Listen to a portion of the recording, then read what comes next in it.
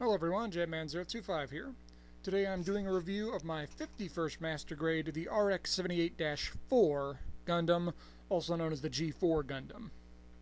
This Gundam is from a Universal Century side story manga called Space to the End of Flash, also known as Gundam Thoroughbred. In this manga, a red and in this case, blue Gundam fight Zeon on a Pegasus-class warship known as the Thoroughbred. And yes, there are a few similarities to this Astray line with the red frame, blue frame. You can kind of see some similarities to them. Now, first thing I want to show you is a picture that comes with the kit, a little cardboard piece that shows you what the kit is going to look like when it's finished. The reason I'm showing you this is I have done a recolor on this, sort of. I'm still using all the same colors, just with different tones. And here it is. Probably the one thing you're going to notice is the sapphire candy coating job I did on the blue. You get a more metallic blue sheen. I'll talk about the paints. I did that one in a second. I also changed the gray up to a more metallic aluminum gray. Just kind of an idea I had. I want to change up the colors, but not really. Keep the colors the same, but change the tone of them all. Now for the paints. For the blue sections you see here, spattered across the Gundam, I started with a Tamiya silver paint, spray paint, and on top of that a Tamiya clear blue coat. Usually took about 2 to 3 coats on this one. The bigger the piece, the more coats you got to add on to it. For the gold parts that were originally yellow, I used the Tamiya silver again and a clear yellow. You only need 1 coat on this one. And I've used this gold technique on other kits before, but this is the first time I've been using the blue. For the gray parts, mostly in the chest, I did a glossy aluminum Tamiya spray paint. No extra coating on that one. And it gave a more metallic texture to it. Now, accessories. First off, you notice it has an extra set of shoulder pads, or shoulder armor if you like, along with some extra, I guess you want to call them tanks, stabilizers on the back. You can add those on.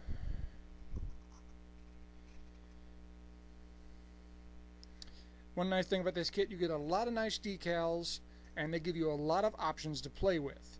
They don't say you have to put this here, you have to put this there. It said here's one place you can put it, or you can put this one, or you can put this one, or you can put this one. Lots of options in terms of decals, and they give you a lot of extras, so you can have all sorts of fun with the decals on this one. Now for the rifle, it actually came in 2 tones of gray, so I repainted it to look as so. Just a metallic black Tamiya spray paint on that one, nothing fancy. I just didn't like the 2-tone gray for one gun, so.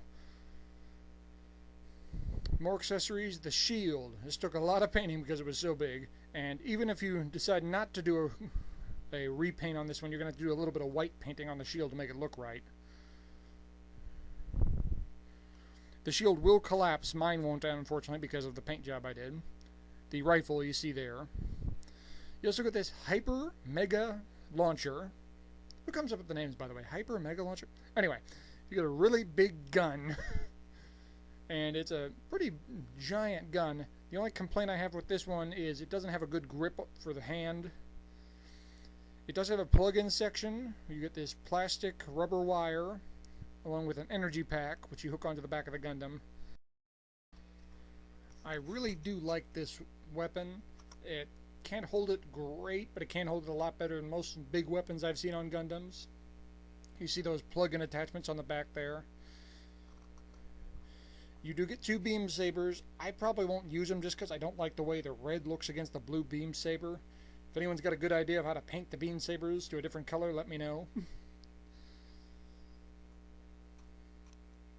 Now, as for the rifle, you plug in the energy pack on that hook there. The wire goes through the bottom. It has a section for you to loop it through, and then connects to the gun on the other side. And it gives a really nice effect, especially with that little red plastic piece on the other side. You really get the sense of a cable running through the whole Gundam, or through the whole rifle, rather. Now, like I said, it does have a little bit of issues holding up that gun. It can be lifted off the ground, which I'll show you in a second, but one-handed it's very difficult to keep this thing straight and stable. It's not the worst big weapon I've ever seen. I've seen a lot better and I've seen a lot worse, but for a Gundam as small as this one is, it's not bad. There you can see, if you're careful and you balance it just right, that's about as high as you're going to get it off the ground. Otherwise, the arm just ain't going to be able to stabilize it, and it's going to slowly go back down.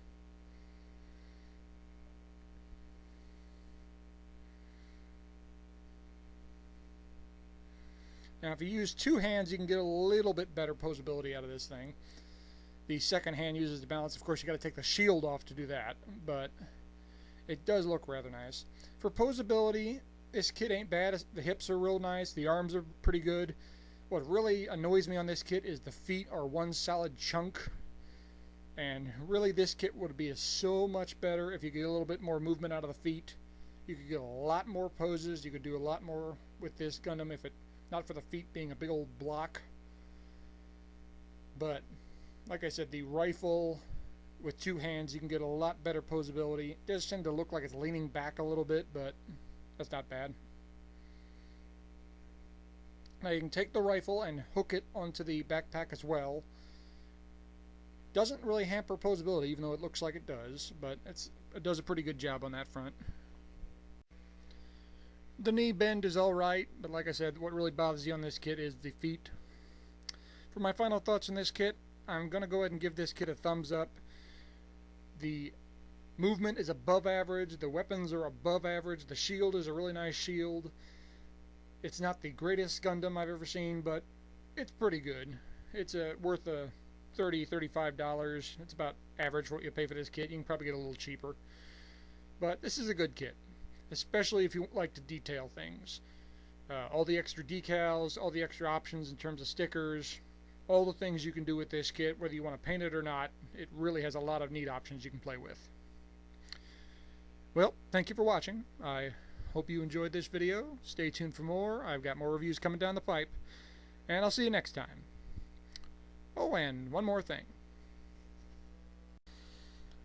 Red Frame never told you what happened to your father. Yeah, he did. He told me you killed him. No, I am your father.